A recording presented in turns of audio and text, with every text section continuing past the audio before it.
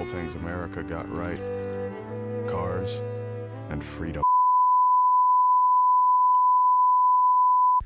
We interrupt this broadcast to bring you the moment you've all been waiting for. You've seen these ladies through thick and thin, through tears and laughter, but today we bring to you the most anticipated show of the year, the season finale of The Real Housewives of 1776.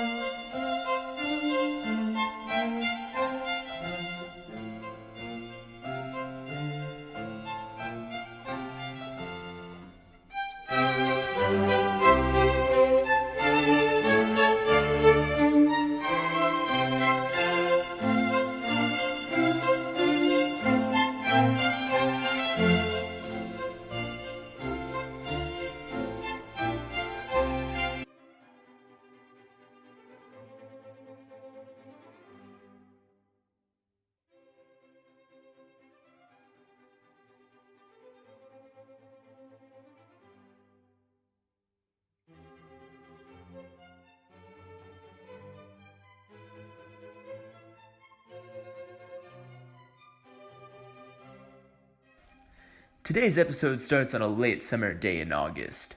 Martha Washington is writing a letter to one of television's most favorite wives, Martha Jefferson. She is informing her to meet her on Friday at noon for tea.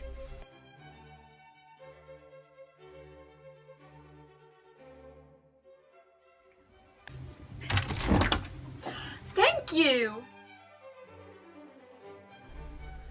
Martha then decides to write another one of her friends for tea, Abigail Adams. In the letter, Martha tells Abigail that Mrs. Jefferson will be joining them as well, and the ladies have so much to talk about. However, with the Revolutionary War rumbling on, emotions tend to be high, and well, tempers tend to be short.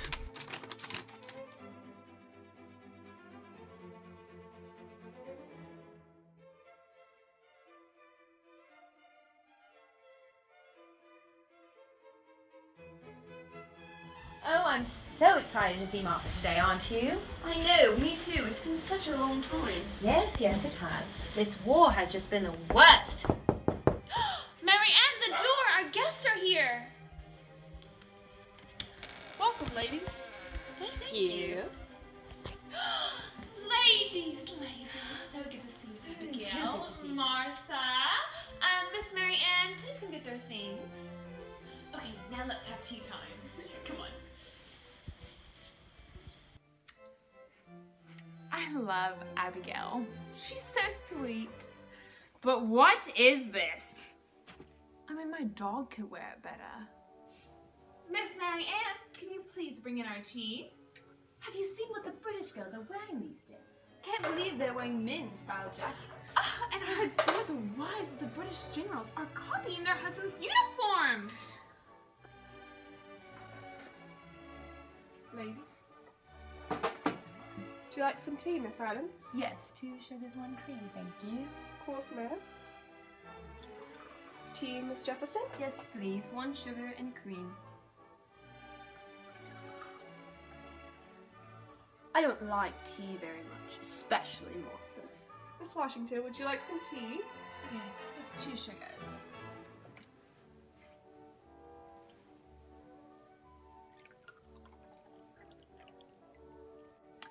Well, those women just make me want to turn my head, and have you seen what they're doing with their wigs now? They're as fat as their men. They're starting to put pendants and jewels whenever they beat the U.S. in battle. Oh, those women make me want to scream! But now the real reason I called you here is to talk about the war and our men. I know it's a hard topic, but we have to talk about it. Oh! Miss Mary Ann, what's the matter? Miss Martha, I'm so sorry. My nephew Tommy was out fighting for General Nathaniel Greene, and I heard the battle. It was a tough one. Please forgive me. Of course, darling. And your Tommy will be in our prayers. Mary Ann is referring to the Battle of Monmouth, fought on June 28, 1778. Almost 300 of us men were either killed or injured, and this is where another famous housewife, Molly Pitcher, carried buckets of water to the heat of battle for the men, but thankfully, the Americans came on top for a much-needed win. If my maid made that kind of scene, she would be finished. On another note, can you believe Paul Revere had that much courage as to ride through the night to warn of the British coming? I would give all my bonnets and brooches to see that man ride through the night. Abigail, you are a married woman! What can I say for all those brave men fighting out there? What about the men of Bunker Hill? I will never forget June 17th, 1777. What a day to store in our hearts. I can't get the picture out of my mind, those brave men dying one by one. Shame that we lost, but at least the British army has been cut in half. Darling, darling. This topic of death has my stomach in a knot. That's alright, Miss Washington. We don't want none of them darn tummy aches. True, true. Well, Martha, thank you for the delicious tea and discussion today. I love Martha. She's so sweet. But I can't stand her. Yes, you have made Abigail and I's afternoon quite enjoyable. Bye-bye, ladies. Loved having you today. Until tomorrow, Martha. Thank you for the tea. Oh, what a beautiful day it is. Oh, thank God they're gone. But I just think that went great. I love my friends. Oh yeah, I just love my job. Alright, Martha, get me a refill. As the women left each other's company, they began to think about the soldiers in war and what they could do for them. Women of this time had to put aside their usual ladylike hobbies, such as needle pointing and quilting, and take up crafts of sewing socks for the soldiers, or treating the men's wounds, or even working the crops in the farms.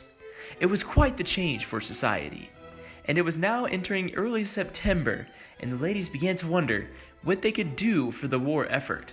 They may not be able to help the soldiers individually, but they can make changes in their lives to impact them. Martha Jefferson began to think about how she could encourage her husband more while he was busy being the Virginia delegate, just like she did before while he was writing the Declaration of Independence.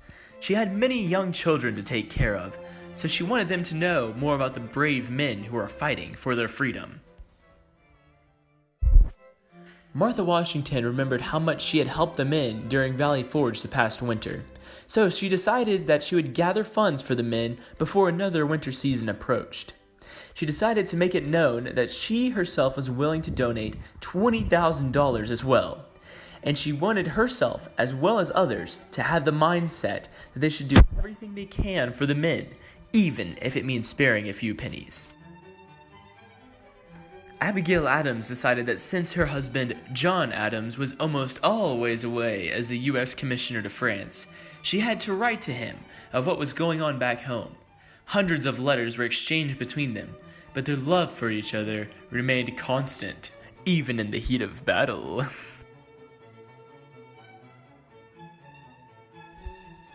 Miss Mary Ann wonders what she could do for all of those brave soldiers like her nephew Tommy, and she comes to the conclusion that she could pass out food and water to the men and encourage them during this hard war.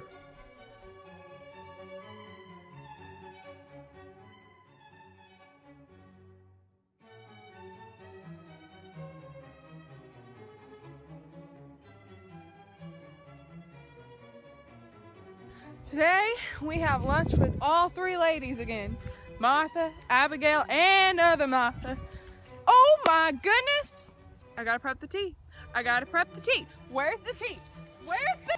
I am just so excited for the tea party today. I've been planning so much for it, and I've been helping our men so much out, and just my general is just so proud of me, and I just feel really happy, and we get to join with the ladies today in hands, and we just get to have a good picnic today. And oh, I have to go get the tea ready. Oh. Never mind that I've done all the work.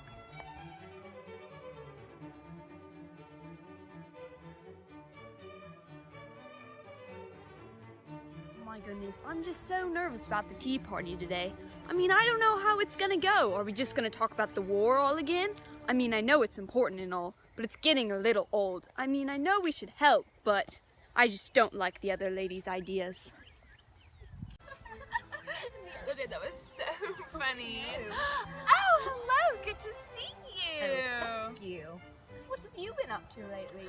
Oh, I have just been working on my plans for helping with the men in the war. Oh.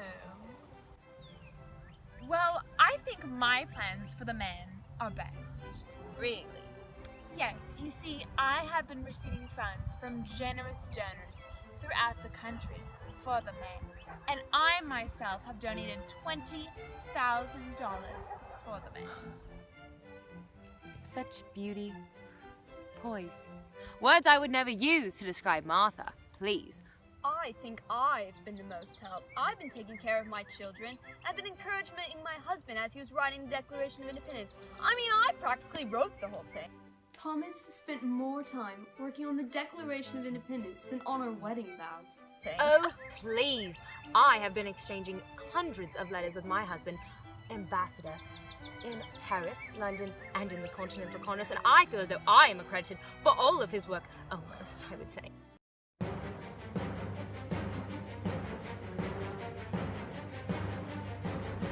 Well, I think I have done way more than other people. You put it so and you don't even have it. I should have like done that. it. What are you wearing? My husband is George Washington right now. Like, You understand I've done more than any of them ever have. I've made more tea, I've passed out more drinks. Oh my gosh! What?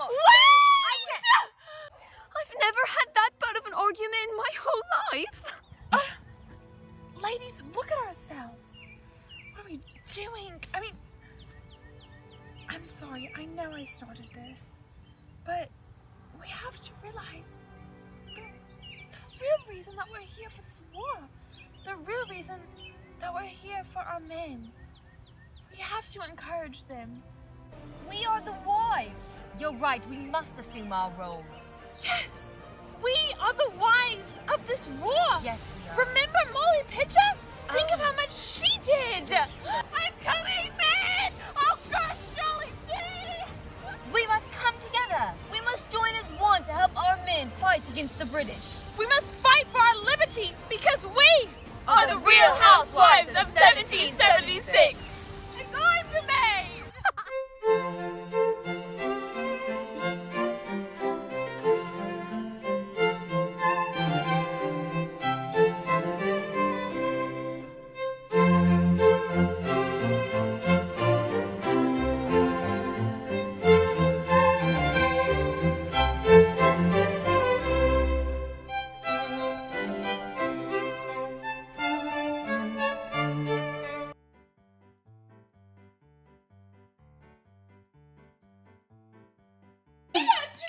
Yeah, this is my...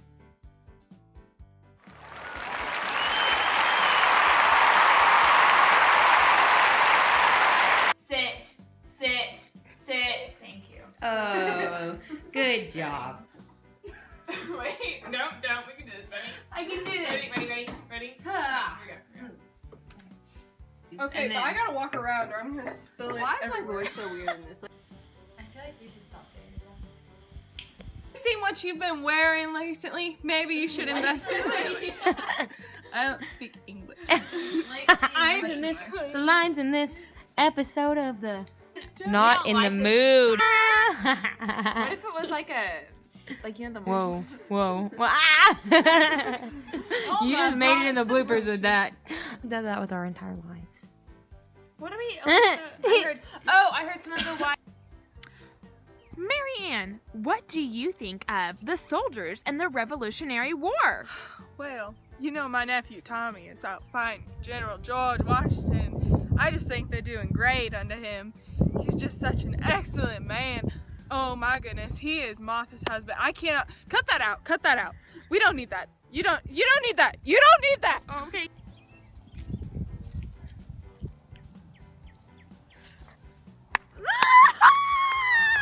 We must join as one to help our men fight against the British.